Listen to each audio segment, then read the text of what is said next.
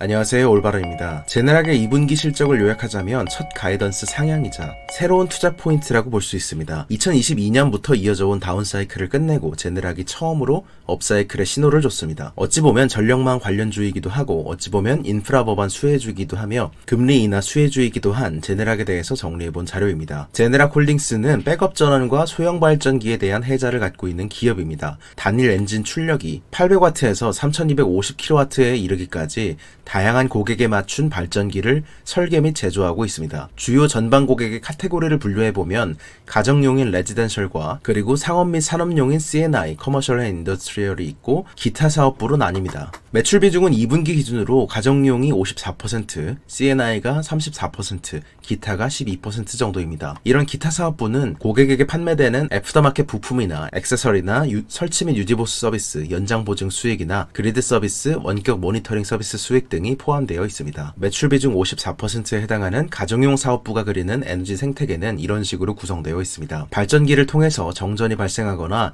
전력망이 망가지더라도 3일에서 5일 이상 견딜 수 있도록 에너지 복원력과 독립성을 갖추며 여기서 더 나아가 2021년에 인수했던 에코비는 350만 가구에 설치되어 있기 때문에 크로스셀링의 역할을 톡톡히 하고 있습니다. 여러모로 가정용 에너지 관리 솔루션을 통해서 에너지를 절감할 수 있게 해주며 ESS와 솔라 인버터, 전기차 충전기 등을 통해서 각종 홈에너지 발전과 소비를 한 번에 관리할 수 있도록 하는 생태계가 되는 것이 목표입니다. 이어서 매출 비중의 34%에 해당하는 C&I가 그리는 생태계입니다. 허니웰처럼 상업 및 산업용 빌딩이나 공장 같은 데에서도 비상발전기나 모니터링 시스템 등 전기차 충전기 등이 대량으로 필요하기 때문에 이런 것을 발전기에서 더 업셀링해서 빌딩용 에너지 관리 솔루션을 판매하려고 노력 중입니다. 크게 보자면 제네락은 홈 스탠드바이 제너레이터, 가정용 비상발전기 혹은 예비발전기를 기본으로 판매하고 있는 기업입니다. 따라서 정전과 전력망 안정성에 대한 이해를 하시는 게 조금 더 도움이 되실 것 같은데요. 우선 이 첫 번째 차트를 보시게 되면 미국에서 심각한 정전이 발생한 평균 시간이 가구당 추세적으로 점점 더 늘어나고 있다는 것이 보이실 것 같습니다. 두 번째로는 미국 주별로 1년에 심각한 정전이 발생했던 가구당 평균 시간을 보시게 되면 워낙 대자연이기도 하고 허리케인이 자주 발생하거나 한파가 자주 발생하는 지역들이 많기 때문에 1년에 가구당 평균 2.2시간 내지는 4.6시간을 넘어서 텍사스나 플로리다 같은 경우 남서부는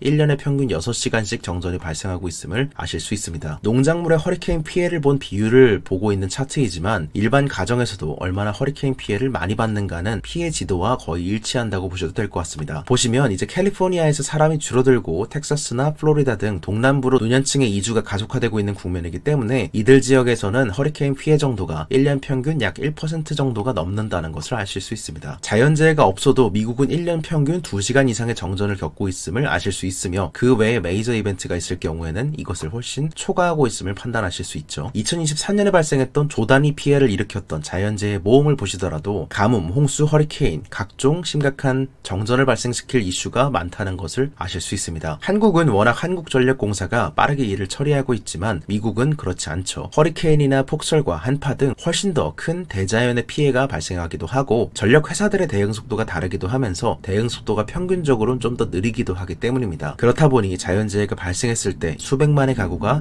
7일 이상 단전되는 경우가 종종 발생하곤 합니다. 그러다 보니 가정용 공조시장이 발전했던 것처럼 가정용 비상발전기나 시큐리티 알람이나 이동식 발전기에 대해서도 침투율이 굉장히 많이 오랜 기간 동안 높아지고 있습니다. 지난 20년 넘게 가정용 비상발전기 시장의 침투율이 높아지는 쪽으로 발전해온 것을 아실 수 있는데요. 제네락 홀딩스가 꾸준히 성장해온 그 배경에는 크게 보시자면 첫 번째는 지구온난화로 인해서 이상기후나 자연재해 발생 빈도가 점점 더 빈번해지고 있고 규모도 점점 더 피해 규모가 커지고 있는 상황이죠. 그 와중에 두 번째로는 난방과 조리, 운송의 전기화와 데이터 센터 전력 수요가 증가하는 등 전기 수요는 점점 더 늘고 있는데 세 번째로 전기 공급은 태양광과 풍력 등 변동성 재생에너지의 비율이 가파르게 늘면서 불안정성이 커지고 있는 시대이기 때문입니다. 정전 후에 커브 가능한 시간과 시스템 전체 설치 비용에 대한 차트입니다. BESS를 통해서 백업 전력을 갖추는 것이 가장 먼저 떠오르실 것 같은데 이는 실제로는 정전 후에 4시간 내지는 최대 솔라와 합체해서 보더라도 15시간 정도까지는 커버할 수 있지만 그 이상의 전력 공급을 담당할 수는 없습니다. 따라서 일상적인 옵티마이제이션을 가능하지만 복원력을 갖추는 데는 충분하지 않다고 느끼는 이유입니다. 소비자 입장에서는 120시간 이상을 커버할 수 있는 연료 충전 시에는 훨씬 더 그보다 오래 할 수 있는데 그런 것에 대한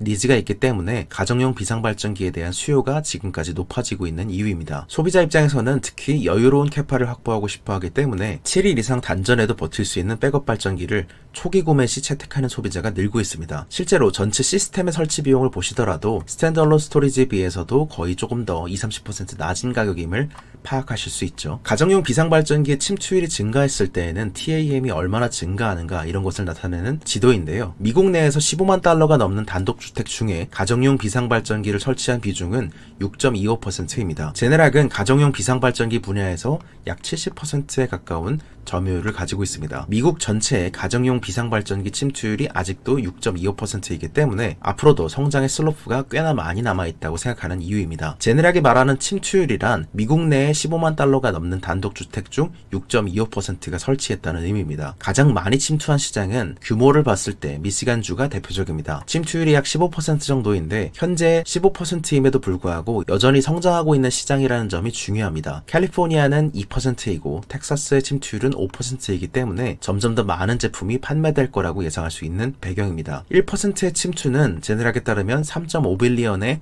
제품 판매 가능성을 의미하고 있습니다. 장기적으로는 매출 성장률 10% 이상을 낼 수 있을 거라고 예상하지만 2023년 11월에 인베스터데이에 밝힌 기준으로 볼 때 회사의 매출 성장률은 앞으로 2년 동안 12% 내지는 14%를 낼 수 있을 거라고 예상했습니다. 제네락의 수요와 매출 트렌드 파악을 위해서 가장 중요한 포인트는 크게 4가지 키워드로 결정됩니다. 이 단어들이 각각 어떤 것을 의미하는지, 비상발전기 수요는 어떻게 바뀌어 왔는지에 대한 데이터는 네이버를 통해서 공개되어 있습니다. 제네락 성장의 핵심은 가정용 비상발전기입니다. C&I에 비해서 가정용 제품의 마진율이 더 높고 가정용 제품군 중에서도 가정용 비상발전기가 많이 팔릴수록 마진율은 더 좋은 구조이기 때문입니다. 금리가 낮아지고 주택시장이 다시 활성화되면 가정용 비상발전기 수요도 같이 증가할 거라고 보고 있습니다. 휴대용 발전기가 자연재해 시에 급하게 판매되고 비상발전기는 주로 새 집을 짓거나 개조할 때 구매하는 경우가 많기 때문입니다. 이번 턴어라운드 사이클에서는 생각보다 주택 건설 실적에 의해서 좌우될 거라고 보는 이유입니다. 따라서 제네락을 자연재해 수혜주가 아닌 금리 인하에 따라서 살아날 주택 관련 재량품 중 하나로 생각하고 있습니다. 매출 성장률을 보시게 되면 2023년 1분기를 저점을 찍고 최근 4분기 동안 횡보하는 것처럼 보이고 있지만 실제로 마진이 도움이 되고 있는 가정용 제품은 4분기째 매출 성장률이 성장세를 기록하고 있습니다. 2022년부터 23년 동안 인프라 법안에 따른 C&I향 매출 성장이 하방을 받쳐주는 역할을 해줬고 2024년 올해 하반기부터는 금리 인하와 주택시장 회복에 따른 가정용 제품의 수요가